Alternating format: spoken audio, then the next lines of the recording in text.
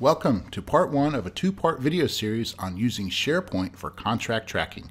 Hi, I'm Dean Virag, and in this video, I'm going to demonstrate how to use a document library in SharePoint to store contracts and to capture information about each contract. I'm also going to demonstrate how to track changes within a contract and how to track different versions of a contract. And finally, I'm going to demonstrate how views can be used to gain insights as to the status of the contracts. Let's begin.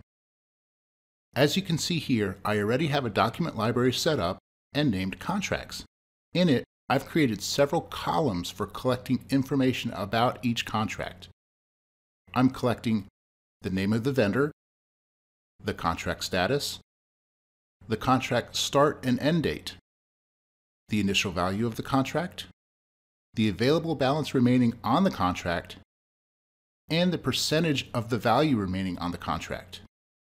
The balance remaining and percentage remaining are calculated after invoices are processed against a contract. That will be the subject of part 2 of this video series. Adding a new contract to the library is very easy. Simply click Upload, then choose a file, and click OK. You will then be prompted to add some more information about the contract. This is a very important step, as this additional information is needed when processing invoices against a contract. In this case, I copy the name of the contract and paste it into the title field. I select a vendor from the dropdown. I can change the contract status if I need to. In this case, I'm not going to. I enter the contract start and end dates.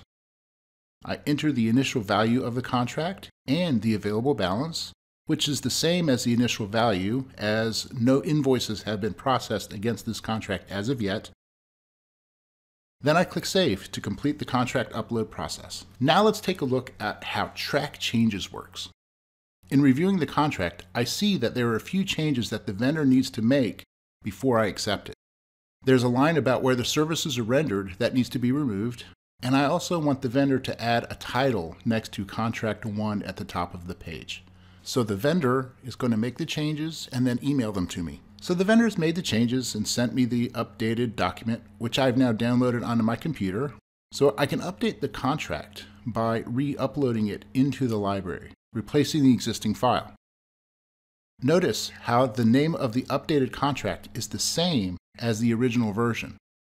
There's no need to manually change the name of a contract to reflect different versioning.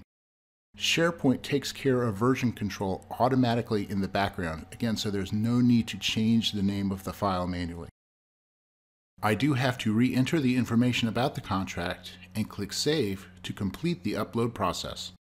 Now, let's open the file in Word and see that the changes have been tracked.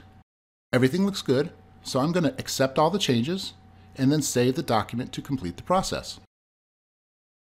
To view the version history of the contract, click in the white space between two of the columns to select that contract line item. Then click the Files tab and then click Version History. As you can see, there are two versions of the file. The original one the vendor sent and the one that I just uploaded. You can use version history to view or restore previous versions. In our case, we're okay, so I'm just going to go ahead and close the dialog box. Right now, there are just 5 contracts in the library, so it's pretty easy to analyze what we have. However, in just a few weeks, we're expecting to have hundreds of contracts, and it will be much more difficult to analyze their status. That's where views come in. Views let you non-destructively reorganize what contracts are displayed. In the library, I have 3 different views that I've created. All Documents, which is the default view created automatically, and it shows all of the contracts. The second view is called Below 20% Remaining, and that shows all of the contracts whose percent remaining is less than or equal to 20%. Now in this case, there are no results because all the contracts are above 20% remaining. The third view is called Expiring Within 30 Days. And that shows you all the contracts whose end date is within 30 days. So as you can see, views allow you to look at your information in different ways.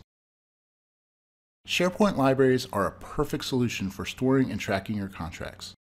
In part 2 of this series, I will demonstrate how to process invoices against a contract and automatically update its available balance and its percent remaining.